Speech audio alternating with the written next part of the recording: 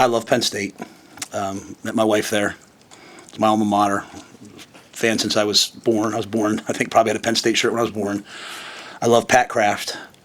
And really sad to see Coach Franklin go. You know, when you think about what he did for my alma mater, you know the program was in peril, right? I mean, the players, if people remember, like the historic sanctions, you could transfer out, you could do whatever you want. Bill O'Brien comes in, stabilizes it for 2 years. James takes over a program in disarray and gives stability, excellence, and to see videos of people like yelling at his kids, and like I just don't understand why in our country, like, well, now, like, coaches are villains. Like, you know how hard I worked in Carolina and the things that were said to me, or you know how hard I work here and some of the things that are said, our coaches work here, how hard Sat worked last year. So I'm just really sad about that part of it. And people say, well, you make a lot of money. Making a lot of money doesn't make your kids feel good when they're hearing that. Make a lot of money. It's nice to make a lot of money, don't get me wrong, but still people. So I really respect James Franklin. Troy and I are in unbelievable relationship too. And Troy and I are in constant communication about this program and where we're headed. I came here for two reasons. I love the community here and wanted to live here, and I love it here.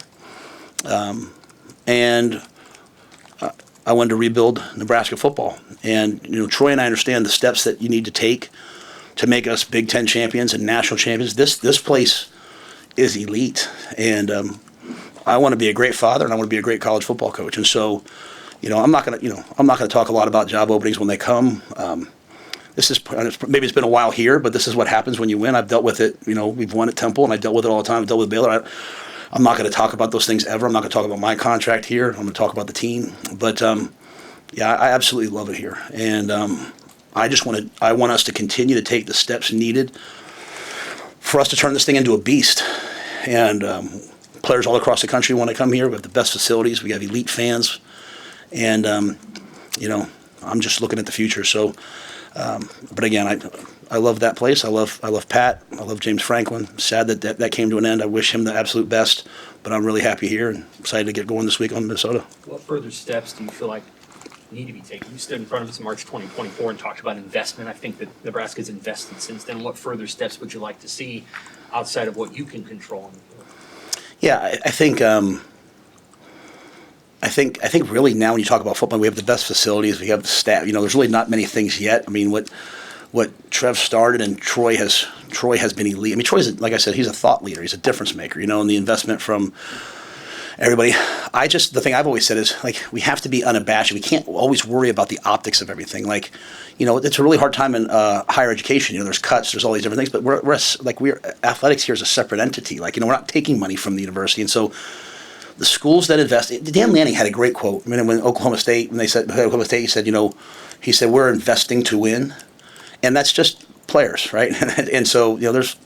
In a world of like $30 and $40 million rosters, which isn't going away, I'd like us to do the same thing. And there's sort of like hey, that's not really the Nebraska way. And I'd like it to be. I'd like to invest. I'd like to be at the front of everything. Like weren't we one of the first teams to ever do training table? And weren't we one of the first teams to ever do like academic support? And weren't we one of the first teams to do AstroTurf, at the time Field Turf, and weren't we one of the first teams to have a jumbo board? But now, like, now we're talking about stadium, and everyone's like, didn't they build the Memorial Stadium faster than they built the Capitol? Like, we've invested. We have a history here of being at the forefront and investing, and I just don't want to stop that. I just want to be the absolute best at it. And so, but just for one thing, just as we move forward, like I said, I'm not going to talk about it very often. I'm certainly not going to talk about it like with anyone other than my wife. But Julie decides where we live, so this has been an unbelievable. Her business, she loves it. It's been an unbelievable time in our lives, and I just think we can be. I think we can be a perennial top of the country, one of the best teams in the country. Now, I told our team, like, this is just part of winning. Like I tell our players, like, if you're a good player, everyone should be hitting you up to go in the portal. Do you think people are calling Ja'Cory Barney right now and saying, hey, why don't you come here and play for us? Hell yeah, they are. You know what I'm saying? Because you're winning. 2 weeks ago, I walked into the team. He'll get mad for saying this, but I told our team, 2 weeks ago, I walked into the team meeting before the Michigan State game, and College Game Day was on. It said College Game Day had Husker fans tired of Rhule, wish they had Signetti, fire. So now all of a sudden, 2 weeks later, people like me. I just, I love my players, and I love the fans, and I love all of this. Like, this is a great place, and I just want us to be positive about this place and where we're headed. Like, are we better than where we were? I haven't done it as fast as maybe some other people do, but we've done it better than some other people have in the last 2 years too. We're in a good place, and so I just want to keep rolling though, and that's why Troy's so elite. With that distraction with the external media and what have you, how do you talk to the team about this? Because whatever you say or don't say, your name's going to be attached to it. I'm their coach, and I love them, and we're rolling. That's it. Like, I'm the most with them. I'm going to be as honest as possible. So, with everything, I'm their coach. Let's rock. Is there a level of frustration that this comes up following such a big win for you guys? No, this is good. It's way better than when I was in Carolina and I was on the hot seat. I mean. And again, but nothing has happened. Like, people are like, nothing has happened. Like, a job's open. You just in fairness, and this is about our players. Like, this is because our players are so good. But like, you guys think when we were 5-3 my first year, do you think any schools called me then? We were 5-1 last year. Do you think anyone called me then? Yeah, this is part of the deal. Like, I'm the Huskers coach. Like, this is a great job. Next, you know what I'm saying? I'm not frustrated. Now, I'm worried about Minnesota. And so, but this is a good thing. It just hasn't happened here in a while, but it's going to happen. And it's like the people are going to want to hire Dana, and people are going to want to hire, like, they wanted to hire Tony White last year. It's just, it's all good stuff, It's all good stuff. But do you understand why maybe it's a little bit of a different discussion when we're talking about your alma mater, played there, friends with the AD, and all that? Yeah, 100%. Like, but I'm trying to be as respectful as possible and answer it and then get it over. I'm here. I'm not a cyborg. I have 2 little girls. I have a wife. I'm worried about. Have my daughters found a volleyball club to play for? Like, I'm not just like when I was 20 something. Like, I love it here. It's awesome. It's awesome. How do you see guys respond to the Sunday practice in a short week, and as you handle it? Yeah, I gave them Sunday off, and I gave them the option of Monday off.